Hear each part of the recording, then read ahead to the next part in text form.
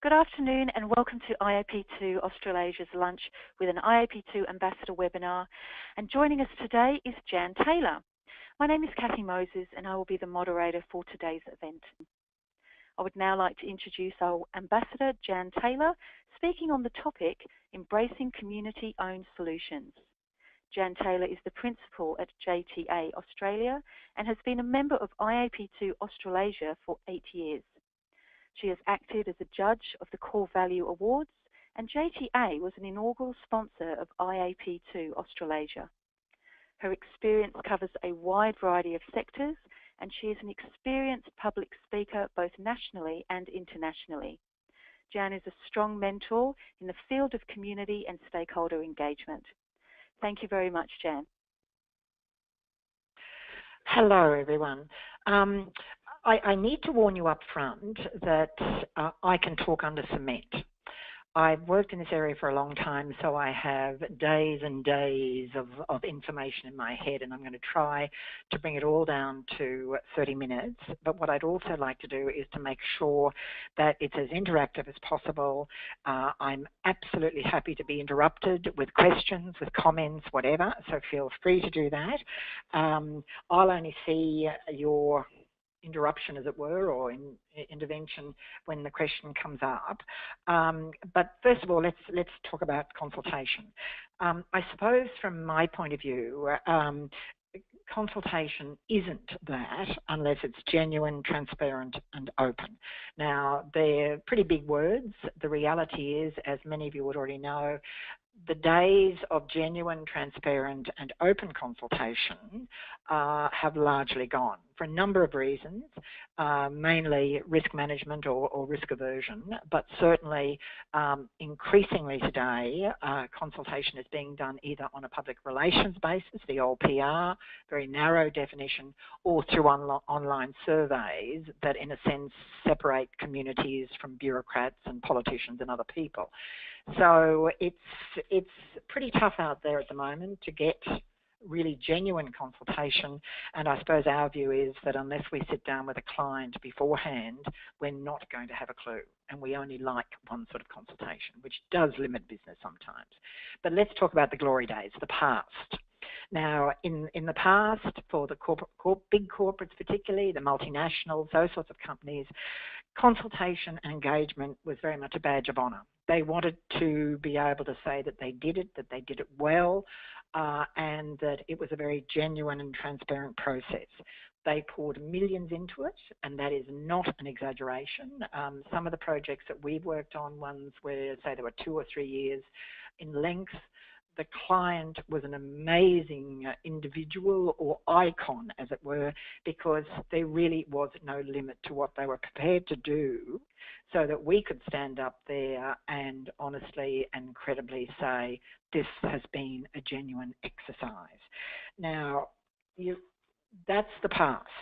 The money's disappeared, the willingness has disappeared, both governments and corporates are very risk averse, so we come to the present.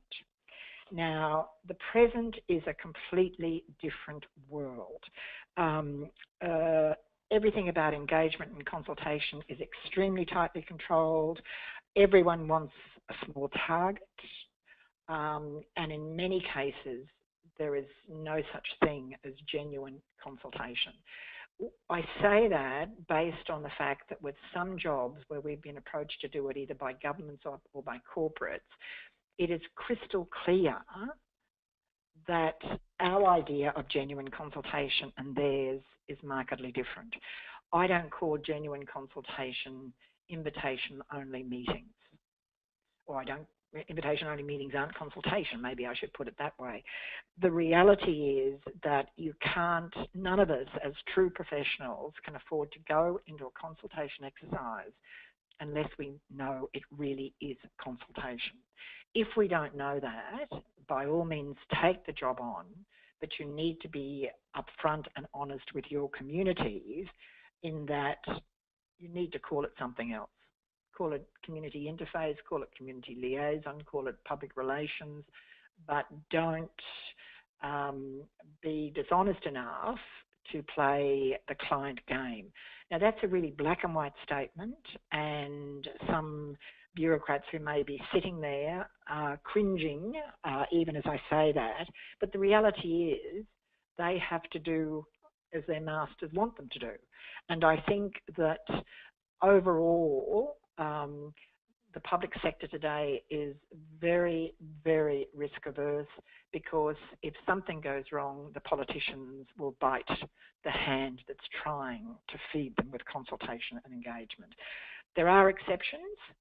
I can't give you the names of any corporates because there aren't too many that are really as generous, transparent and open as they used to be. Part of that is because the economy is in a bit of a slump. Money isn't available, not as it was. I think that will change. I think it will come back again, but it's going to be at least 2 or 3 years before that changes. And then it's about one corporate leading the pack and others deciding that they need to piggyback as well. Government is a different kettle of fish. I haven't seen too much genuine consultation for a pretty long time. Now, I'm speaking in the Australian context rather than the New Zealand one. So for any New Zealanders, I'm sorry if I'm throwing you into this pack as well. I think we work across all states, all mainland states, sorry, not Tasmania. So we've got a pretty good idea of what's happening out there, and I have to give a tick to South Australia, Victoria and WA, which I think are in a sense doing it better than the other states. Now that's 3 out of 5, so that's a pretty good thing. South Australia is particularly interesting in that I suppose it's got a premier that's really switched on in terms of consultation and engagement. So he's prepared to do things that aren't necessarily contentious, but certainly are risky. Things like citizens' juries, for example. Now, it's a pretty brave person who takes those on because you don't know what the outcome is going to be. You don't know who you're going to have in the mix, so all those things are difficult. That's how South Australia is doing its nuclear industry inquiry at the moment. Victoria does a really good job in terms of infrastructure. It's innovative, it's consultative in the true sense of the word. I think that's great. In WA, regionally, I think they've done some really interesting things in terms of proper engagement with landowners, both white and Indigenous. So that's those 3 areas are quite interesting. I notice a question has come up, and essentially it says, I worked in the public sector in the late 90s, early 2000s. I keep hearing that today's public service is risk averse, but I reckon it's not much different than when I worked there. Consultation made execs and ministers nervous then. You're right. It's always made them nervous, but the reality was that in the past, you could actually convince politicians and bureaucrats that it was in their best interest to have a transparent and open process that would stand up to criticism, because it kept their hands clean. And one of the projects I want to talk about today is one where the politicians across all parties, some were ministers, some were backbenchers, were in a no-win situation. It didn't matter what solutions came up. Nobody in the community was prepared to accept them, not even 50% of the community. They needed to have an out, and the out was genuine engagement and consultation where the community ended up coming up with the solution. Fantastic process and wonderful, wonderful outcome. The other thing that's been asked is about whether governments have pulled back because of consultation fatigue. Look, it's a word that's been certainly bandied about. We did a lot of work in the oil and gas sector, for example, and consultation fatigue in some areas was a reality, and you had to take that into account. It meant that you had to use different engagement skills, different engagement techniques. You could still end up with a genuine, open and involved consultation process. I think governments now are using the term consultation fatigue as an excuse. And I know that's a pretty tough response, but the reality is that governments by and large are much more risk averse than they are worried about consultation fatigue. Governments don't want to put themselves, or politicians and ministers don't want to put themselves in a position where they're in the firing line. And the way to do that is to disappear, to make themselves a very small target by running with online surveys, some PR that essentially is the old-fashioned style of PR, and not much more than that. I think that's really disappointing. I'm not sure how we can change that, but it can be done. I think if you can persuade ministers in the first instance and then backbenchers that if they enter into a process where communities, very large or very small communities, are empowered through genuine information dissemination, those communities can actually be relied on to come up with solutions that are for the greater good. Now, that's a pretty old-fashioned statement, but the reality is it can be done. And I think if you can take the politicians with you, then the bureaucrats come on board as well, and you can have amazing processes where communities will live with a process and with the outcome of that process. Now, so we've kind of got a bit off the track, but to go back to where we are in the future. Okay, so let's talk about the future, because the reality is there's not much we can do about the present, although that doesn't stop me. I talk to a lot of people, and I think that as professionals, as members of IAP2 or as individuals, I think we almost should have some evangelical fervour about convincing potential clients in government, principally at this stage of the game, that there is some political and community benefit for them in standing up and being counted on issues. I think about a statement that the Premier of New South Wales recently made in terms of acknowledging that some of the recent road consultation work in New South Wales wasn't necessarily done as well as it should have been. Now, no criticism of the consultants, let me make that clear. This is from my perspective, not necessarily his. The consultants can only do what they're allowed to do. And so I honestly believe that we do ourselves a disservice if we don't ensure that we make sure the client knows exactly what we want to do, why we want to do it, and what the risks are if you don't do that. Because there's as much risk in not doing something as there is in actually doing it. And I think that that's a really important lesson for all of us, that if we can't persuade the client in the first instance, we'll never persuade the stakeholders or the community. So you've got to work on that. You've got to be upfront with the client. You have to absolutely detail every aspect of the scope of the project. No one needs, and no one should be in any state of confusion as to what has to be done and why it has to be done. I suppose I take the view that unless we're out there really being very positive about things like deliberative engagement and consultation, what the pluses are of doing that, and there are lots and lots of pluses, I think that there's a whole lot of new technique. You've only got to look at the sort of things that Lynn Carson has done for many years. It's been interesting, it's been innovative and successful. Some of the worst jobs that I've ever done have been ones where I ignored my own rules, and I sat down with my project team and with the client's project team and allowed them to pull the wool over my eyes. So I didn't go down deep enough into what they were after, and that's one way to end up with a very unhappy consultation team, because you wake up in the morning and you think, do I really want to go and face those people? Can I look them in the eye and continue to be who I am, an honest and credible person?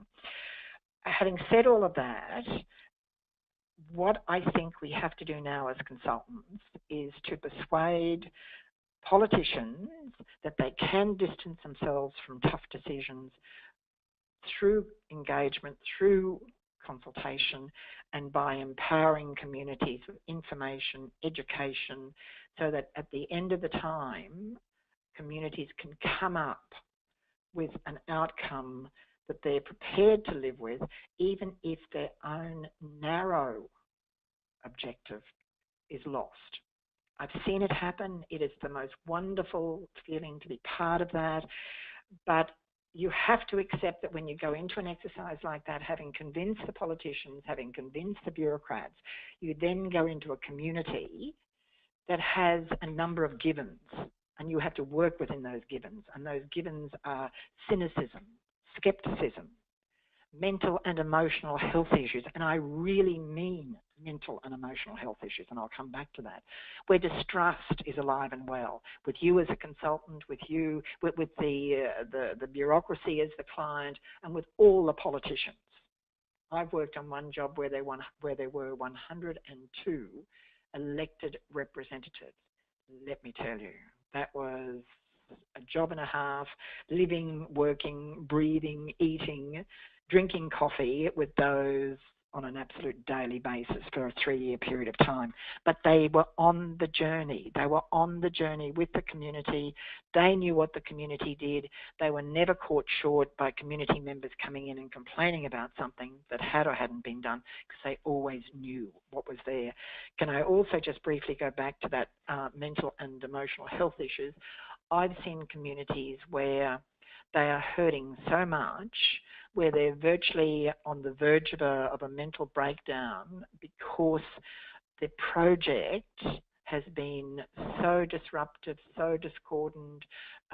It's really taken their heart and soul with them, and I think unless they feel that the consultants understand that, then you're not going to win. I mean, my team has at 3 o'clock in the morning sat outside places in the dead of winter so that they know exactly what those residents are going through in terms of the B doubles that are roaring past every 30 seconds. You have to be able to speak knowledgeably about what they're currently going through, because if you can't, then you're doing yourself and them a disservice. Just going back quickly, because I'm conscious that time is running out, I am talking quickly through concrete. I know there are more questions coming through, and I'm not going to be able to get through them all, but I'll just take one more before I talk about the necessary steps. Somebody has said, how do you overcome an elected representative's response that she is elected to make decisions on the part of the community? So why hand that power over to the community? Okay, that's actually one of the first things I'll come to when I start talking about necessary steps, because you have to convince the client, and that directly is in fact the public servant, the engineer, whoever, but you know that they're reporting to the minister. And what I've often find is that, and it's not just me, a lot of people have the same passion that I do. And if you can persuade the engineer or the bureaucrat to allow you to have access and to sit down with the minister, with some of the politicians, with ministerial staffers, you can convince them. It's all very well to say, and I certainly agree with it in part, that elected reps are there to make decisions on the part of the community. That's right. But what part of the community? That's going to be the first question that people will ask, because of course you can hand power over to the community. That's what life is about today. And increasingly in the future, we only have to look at the forthcoming federal election and the power of the independents. That's about handing power over to the community, to small parts of the community. And I think that what we've got, unless we can talk passionately about this and convince politicians and public servants that it doesn't have to be that doesn't have to be about risk or any of those other things, to give communities power. You don't give communities power unless you inform and educate them. And that's an absolute journey that will take months and months and months, if not years. Now, unless you've got that sort of commitment, don't pretend. Once you start pretending to a community you're in strife. They will pick that very easily. You need to be able to stand out in front of an audience of 3,000 or whatever number of people it is and be able to look all of them in the eye and say, we're trying to do this for the right reason. We want to listen to your feedback. We want to listen to your input and develop relationships as part of that. I think that that's really important. But okay, I'm beginning to rave on here. So in terms of the necessary steps, you have to convince the client to take the risk. That is absolutely vital.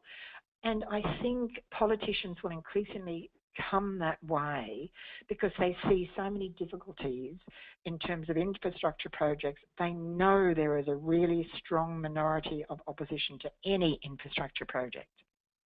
They're not going to be able to make the right decision. They're not going to be able to make a decision that will mean they necessarily get re-elected next time. And that's what it's about. So what you have to do is let them realise that communities are pretty sensible people. I've seen communities come to an outcome where they agreed after 2.5 years on 60 recommendations and where individuals actually voted against their own best interests. But it was a journey and you had to take them on that journey. You had to ensure that you established trust and credibility. So the engagement part was almost as important as the final consultation. And I honestly think that engagement is underrated in terms of what we talk about. I think that engagement is so essential, but it's about engaging with everyone. It's about engaging with the polys, with the communities, with the stakeholders, with anyone and everybody.